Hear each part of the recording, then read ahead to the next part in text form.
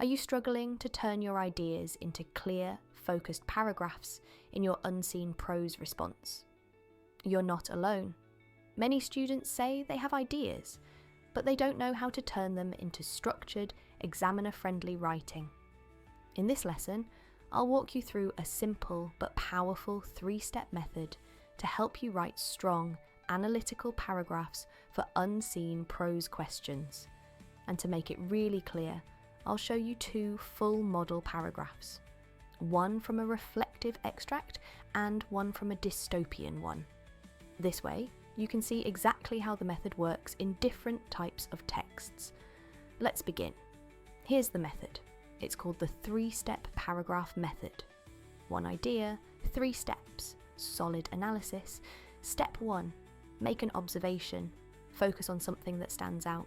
It could be tone, narrative voice, theme, or a key moment. Step 2, explore how the writer conveys it. Zoom in on language choices, imagery, structure, or style. Look for literary techniques that reveal meaning. Step 3, analyse the effect. Ask yourself, why has the writer done this? What does it make the reader think or feel? Keep these 3 steps in mind for every paragraph you write. Now, one of the most common questions I get is how many quotes should I include? The answer is simple, just enough to support your idea clearly and precisely. 2 to 3 short, embedded quotations are usually perfect. Don't overload your writing with long chunks of text. Choose short phrases or single words that you can really analyse. Remember, it's not about how much you quote. It's about what you do with the quotation. Let's apply the 3-step method to this short, unseen extract.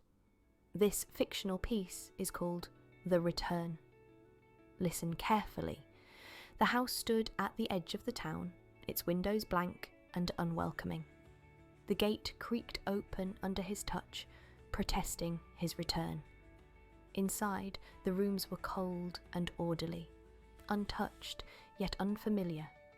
He walked through the hallway slowly, as though afraid to disturb the silence. His footsteps echoed faintly. A smell of dry paper lingered in the air. He drifted through rooms that did not know his name, a structure of stillness and sorrow. That was what home had become. Now let's analyse it. The narrator's tone is marked by quiet alienation, revealing his emotional disconnect from a place that once felt like home. That's our observation, step 1. Now step 2, technique. The writer conveys this through eerie, minimalistic imagery. The house is described as a structure of stillness and sorrow, and the character drifted through rooms that did not know his name. These details suggest emotional and spatial unfamiliarity. The phrase stillness and sorrow uses sibilance. The repeated S sounds create a soft, whispering effect that mirrors the quiet of the setting and the character's emotional numbness. The verb drifted also reinforces his passivity.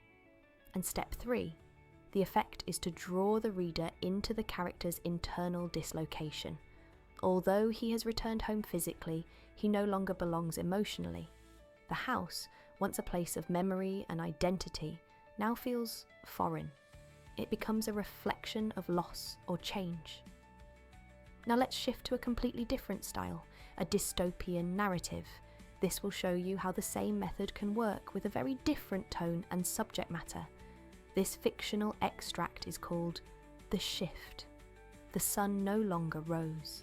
It flickered. Pale light trembled across the cracked glass panels above the transit lines, casting fractured beams onto the ashen streets below.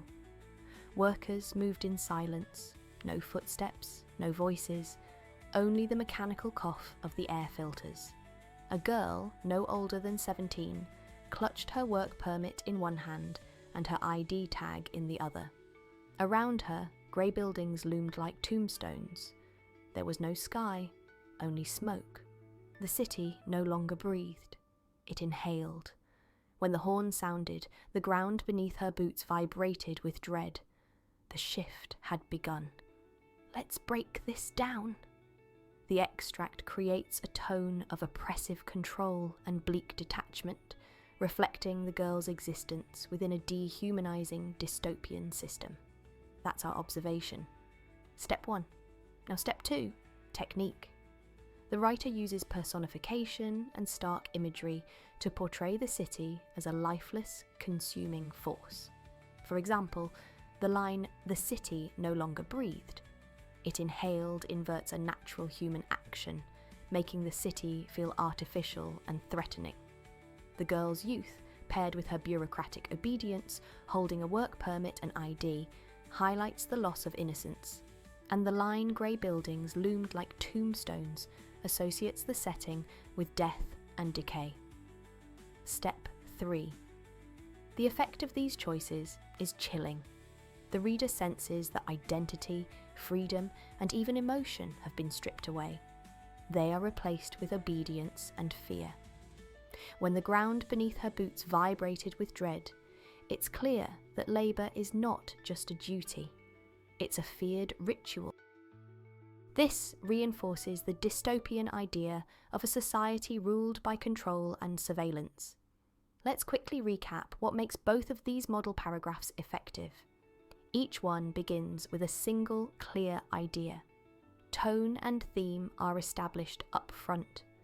The evidence is short, embedded, and highly focused. The analysis explores not only what is written, but how it's written and why those choices matter.